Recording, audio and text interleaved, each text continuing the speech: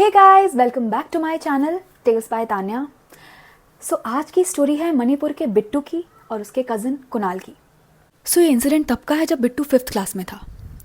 बिट्टू और उसका कज़न कुणाल, जिसको वो कुणाल भैया भी बोलता था, इन दोनों में ज़्यादा पटती नहीं थी। लेकिन कुणाल की डेथ के 2-3 महीने पहले इन दोनों में अचानक से बॉन्डिंग काफ़ी अच्छे होने लगी थी। ये दोनों रोज़ PS2 पे वीडियो गेम्स खेलते थे, मूवीज़ देखते थे, चिल करते थे और वही जो दोनों भाइयों की बॉन्डिंग होती है वैसी उन लोगों की बॉन्डिंग हो गई थी।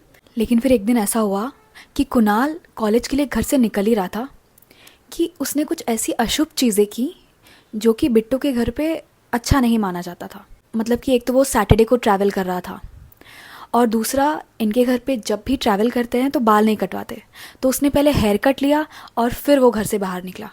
और तीसरी चीज़ कि कुणाल के पास एक तावीज़ थी जो उसको बुरी नज़र से बचाती थी। लेकिन जैसे ही वो घर से बाहर निकल रहा था, घर के चौखट पे वो तावीज़ गिर गई और वो उस तावीज़ के बिना ही घर से बाहर चला गया। और इसके कुछ हफ्तों बाद बिट्टू और उसके फैमिली को ये खतरनाक और खौफनाक खबर मिली कि कुणाल का मर्डर हो गया है। गाइस, अब जो मैं आपको बताने जा रही हूँ बहुत ही इंटरेस्टिंग पार्ट है, डोंट मिस दिस। कुणाल की डेथ के बाद उसके घर पे वही जो पूजा और जो भी होता है, तेरवी वगैरह जो भी होता है, वो सब कुछ हुआ और पंडित जी को बुलाया गया कुणाल की आत्मा की शांति के लिए पूजा करवाने के लिए। तो पंडित जी जब पूजा कर रहे थे तो पंडित जी ने पूरे परिवार वालों को एक बात बोली जो कि सबको बहुत अजीब लगी। पंडित जी ने कहा, कोई अकेले मत सोना, उसके पास कुछ बातें हो सकती हैं जो वो तुम लोगों से कहना चाहता है। पंडित जी खुद ऐसी बात कह रहे, माँ की आँख। किसी भी फैमिली मेम्बर ने पंडित जी की ये बात को सीरियसली नहीं लिया। सबको यही लग रहा था कि पंडित जी बच्चों को डराने के लिए ऐसी मजाक कर रहे हैं। क्यों बुद्धि लगानी है भाई, जब पंडित जी बोल रहे हैं तो मान लो ना यार। लेकिन फिर कुछ दिनों बाद कुछ अजीब अजीब चीज़ें होने लगी घर में। तो बिट्टू और कुणाल जिस रूम में गेम्स खेलते थे PS2 पे और मूवीज़ देखते थे, तो उसी रूम में से कुछ अजीब अजीब सी आवाज़ें आने लगी थी। उस रूम में से किसी के हंसने की आवाज़, और ये आवाज़ एग्जैक्टली कुणाल के हंसी के जैसी थी।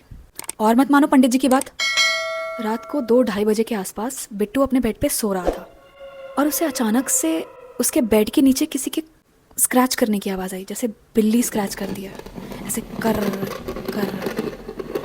बिट्टू इतना ज़्यादा डर गया था कि अगली सुबह होते ही अपनी मम्मी के कमरे में गया और अपनी मम्मी से पूरा रूम साफ़ करवाया। मम्मी ने बेड के नीचे देखा, साफ़ किया, पूरा पोछा वोछा लगाया और उन्होंने देखा कि वो जो बेड का प्लाई होता है उस पर से स्क्रैचेस थे, बहुत सारे स्क्रैचेस, और वो वुड का पूरा पाउडर नीचे गिरा हुआ था।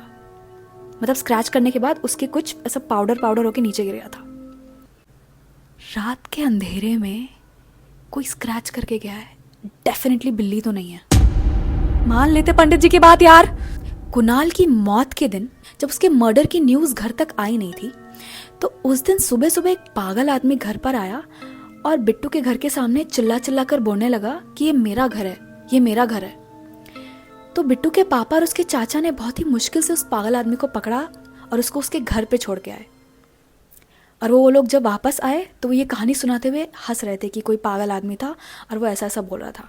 और उसी टाइम बिट्टू की चाची बहुत ज़ोर ज़ोर से रोते हुए घर पर आई और उन्होंने सबको कुणाल के मर्डर के बारे में बताया कि पुलिस का कॉल आया था और कुणाल का मर्डर हो गया।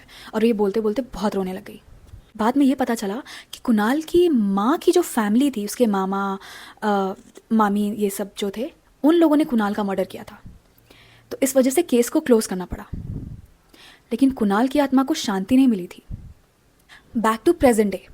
सो अब कुणाल की 13वीं की पूजा स्टार्ट हो चुकी थी और जैसा जैसा पंडित जी ने कहा था कि कोई अकेले मत रहना, तो किसी ने वही ध्यान नहीं दिया। तो एक दिन ऐसा हुआ कि बिट्टू के घर पे जो काम वाली बाई आती है, वो एक रूम साफ़ कर रही थी और वो रूम अचानक से बाहर से लॉक हो गया। तो मेड ने दरवाज़ा खोलने की कोशिश की, बहुत बार ट्राई किया, नहीं खुला। उसने बहुत ज़ोर से चिल्लाया और वो अपने आप खुल गया और वो बाहर निकल गई और उसने बाहर जाके सबको बताया। घर पे अब सभी लोग धीरे धीरे वो पैरानॉर्मल एक्सपीरियंस कर रहे थे। ऐसे शैडोई फिगर्स दिखने लग गए थे सबको। कभी ऐसा लगता था कि दरवाजे के पीछे से कोई झांक रहा है, या फिर पर्दे के पीछे कोई खड़ा है, या फिर रूम ऊपर रखने का जो स्लैब होता है वहाँ से कोई देख रहा है। तो जब भी वहाँ पे जाके चेक करो तो वहाँ कोई नहीं होता था, लेकिन हमेशा एक एहसास होता था कि कोई है जो देख रहा है। तो कुणाल की आत्मा की शांति के लिए जो पूजा हो रही थी उसका आखिरी दिन था। सब कुछ पूरी तरीके से अपने कंप्लीशन पे होने वाला था और उसकी आत्मा की शांति की आखिरी पूजा थी। तो अचानक से एक बहुत ही तेज़ हवा चलती है और वहाँ पे जितने भी मैट्स थे और पूजा की सामग्री थी वो अपने आप उड़ जाता है और थोड़ा इधर उधर बिखर गया था। तो फैमिली मेम्बर्स जैसे कोई शॉक नहीं हुए, उनको शायद कहीं ना कहीं पता था कि ये होगा, क्योंकि सब जानते थे कि कुणाल जाने के लिए रेडी नहीं है जब तक उसकी इच्छा पूरी ना हो। अब ये चीज़ें सिर्फ बिट्टू के घर तक ही सीमित नहीं थी, उनके अड़ोस पड़ोस में जो भी लोग थे वो भी ये चीज़ें फील करने लग गए थे, एक्सपीरियंस करने लग गए थे। इनफैक्ट उनके एक पड़ोसी ने ये तक रिपोर्ट किया था कि उनको रात में कोई ऐसे लाउड थड्स की आवाज़ सुनाई देती है, जैसे धम से कोई चीज़ गिरी हो। चेक करने पे कुछ नहीं होता है। एक ने तो ये तक बताया कि रात को उनके घर पे कोई बहुत ज़ोर ज़ोर से नॉक करता है, उनके दरवाज़ा खोलने पे वहाँ पे कोई नहीं होता। और एक ने ये भी बताया कि रात को ऐसी आवाज़ आती है जैसे कि कोई कुछ घसीट के लेके जा रहा है, लेकिन वो लोग डर के मारे दरवाज़ा नहीं खोलते। बिट्टू अब खुद कॉलेज में आ चुका है और वो आज भी ये बातें सोचता है और ये विश करता है भगवान से कि कुणाल भैया की आत्मा को शांति मिले।